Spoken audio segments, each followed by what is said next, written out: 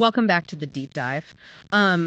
If you are listening to this right now, I want you to just take a second and picture a scenario. Okay, let's hear it. Right. So you are wrapping up a presentation. Maybe you're pitching a massive new project to your boss, or maybe you're just trying to convince your spouse to finally book that vacation. Yeah, high stakes. Exactly. You've laid out all the facts. The energy in the room feels fantastic, and you're just waiting for that enthusiastic yes. And then they drop it. Oh, I know exactly what phrase you're talking about. The single most universally dreaded phrase in any negotiation, sales pitch, or just personal debate. I need to think about it. It really is the ultimate conversation killer, isn't it? I mean, it just hangs there in the air and it completely deflates all that momentum you worked so hard to build up. It's like a balloon popping.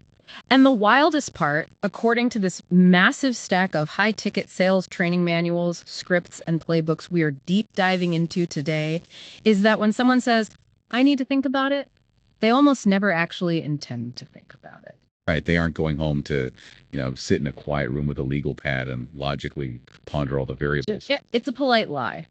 So our mission today is to decode what is really happening in that exact moment.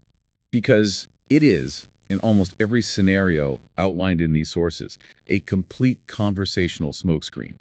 Today, we're looking at proprietary training materials from top sales organizations. Yeah. We've got sources like the NEPQ Black Book, the Digital Revenue Accelerator, and Andy Elliott's playbooks. But I want to make something very clear right out of the gate. What's that? This isn't just a deep dive for salespeople trying to hit a quota. Not at all. I mean, if you're listening to this and thinking, well, I don't work in sales, why does this matter to me? Yeah. You're going to want to stick around. Yeah, absolutely. Because this is really a masterclass in human psychology and communication. It's about understanding what people actually mean when they throw up a wall of hesitation. So let's unpack this. If I need to think about it, is just a smokescreen. What is actually burning behind it? Like, what is the real fire we are trying to put out here? Well, to understand that, we really have to look at how these sources fundamentally define objections. The Digital Authority Accelerator source explicitly defines objections as limiting beliefs. Limiting beliefs. Yeah. Okay. They operate on a very specific if-then-means structure in the human brain. An if-then means structure. That sounds a bit like, I don't know, computer coding. How does that actually play out in a normal conversation? It's essentially a subconscious script running in the background of someone's mind. So, for example, if this investment costs more than $10,000, then that means I can't afford it.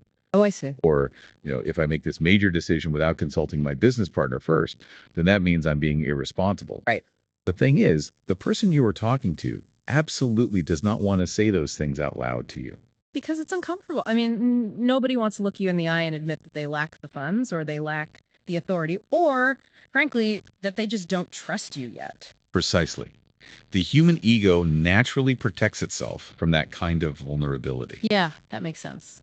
So their brain scrambles and hands them a highly socially acceptable escape hatch, which is, I need to think about it. Right, because it sounds responsible. Exactly. It sounds logical, and most importantly, it gets them out of the uncomfortable situation without starting a conflict with you. Okay. I really love this way of looking at it. It's basically the check engine light on a car dashboard. Well, that's a great way to put it. Right. Because it tells you something is wrong under the hood. There's a very real problem, but it absolutely does not tell you what is actually broken.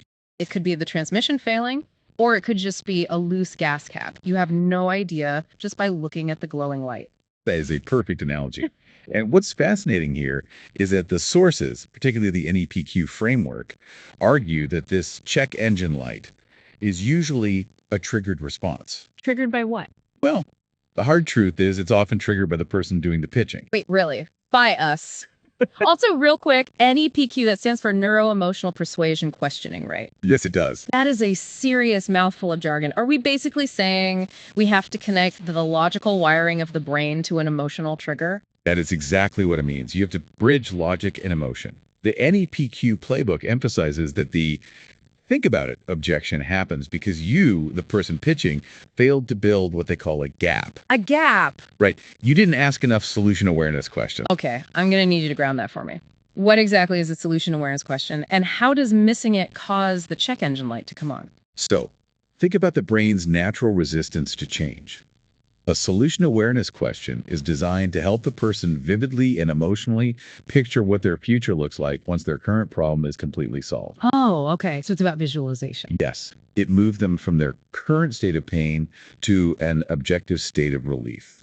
If you just sit there and dump features, stats, and benefits on them, they never emotionally connect with that future reality. Right. So they were just hearing a list of facts. It's just noise. Exactly. And without that emotional vision of a better future, there is zero urgency to act today. They don't vividly feel the pain of staying where they are, so their brain just defaults to the safest, lowest energy option available, which is delay. Hence, let me think about it. Got it. Okay, so if the check engine light is coming on because we are doing a bad job maintaining the conversation, like because we aren't building that emotional gap, how do we do preventative maintenance?